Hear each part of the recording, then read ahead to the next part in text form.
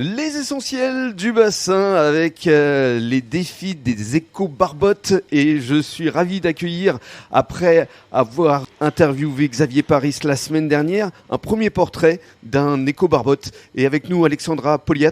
Bonjour. Bonjour. Alors effectivement, on avait décidé avec Xavier Paris de raconter justement en quoi vous étiez éco-responsable et chaque semaine, il y aura donc un portrait d'un éco-barbotte. Alors Alexandra, on va d'abord parler de votre histoire parce que c'est une histoire de famille, la boulangerie. Vous avez 3 boulangeries sur Gujan-Mestras et vous êtes la 5e génération, c'est bien ça ? C'est ça, absolument, Oui, la alors, 5e. Vous aviez démarré avec, c'était quoi ? C'était le grand-père qui avait d'abord une boulangerie ? Mes grands-parents, c'est ça, Ouais. ma grand-mère et mon grand-père au 27 rue du Docteur Dufour, exactement, là où mes parents habitent toujours actuellement. Donc c'est pas très loin de la place de la Claire. C'est pas très loin de la place de la Claire, Ouais. c'est ça. Et la première boulangerie que vous aviez aux reprises avec vos parents, Christophe et Patricia. C'est au Les Jardins d'Éden, Jardin exactement. d'Éden. Donc ça, c'était la première. Ensuite, il y en a une deuxième, place de la Claire.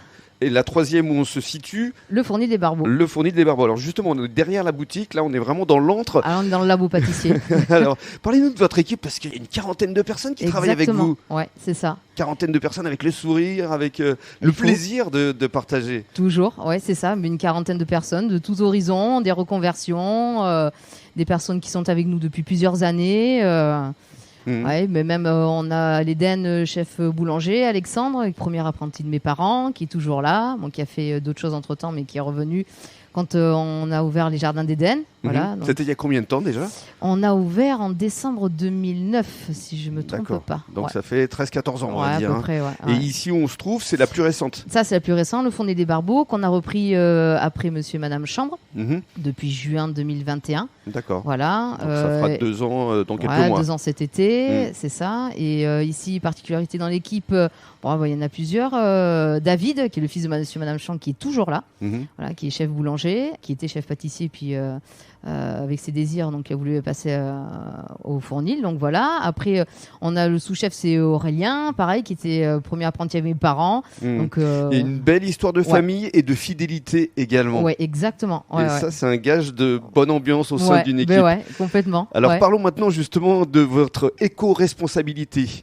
Alors d'abord en matière électrique. Alors l'électricité, surtout chez les boulangers, hein, Ben oui, aujourd'hui, on c'est est en important. plein dedans, c'est Mm. hyper important. De toute façon, on n'a pas le choix, il ne faut pas être hypocrite, qu'on le veuille ou non, on n'a pas le choix.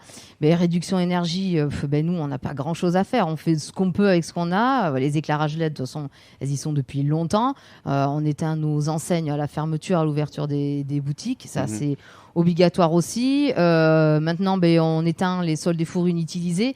Ça paraît peu, mais on espère que ça fasse beaucoup. Et puis vous revalorisez également vos produits. Oui. Ça, c'est important. On revalorise, oui. Alors, comment ? Ça peut peut-être faire sourire les clients, mais il ne faut pas avoir d'inquiétude là-dessus.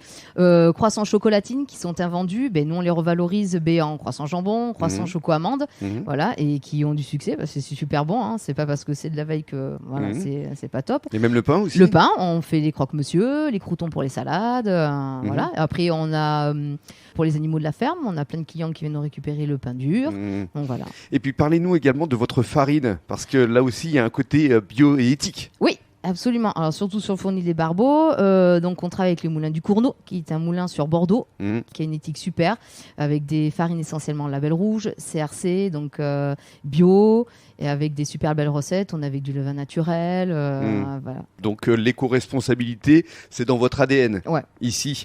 Et sur le pain, c'est important. Dans vos boulangeries, absolument. Et puis alors pour conclure, parlons quand même de vos spécialités, parce qu'il y a notamment les dunettes. Oui, les dunettes, là, la chouquette à la chantilly, les gens aiment beaucoup. On en retrouve un petit peu partout, mais c'est vrai que ça, c'est un point fort. Les crêpes, sur la Claire et les Jardins d'Éden, ça, les crêpes aussi, que c'était une recette de ma mamie qui faisait les crêpes. Pour l'anecdote, en robe de chambre rose quand j'étais toute petite derrière. Ah, le cliché. C'était le cliché, mais c'était l'époque. C'était dans les années 90. Maintenant, on n'a plus le droit de faire ça.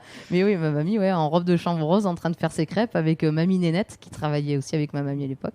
Et du coup, on a conservé cette recette et les crêpes donc de ma grand-mère. À venir découvrir. À la Claire et au Jardin d'Éden. À la Claire et au Jardin d'Éden. Exactement. Très bien. Merci beaucoup, Alexandra. Mais je vous en prie.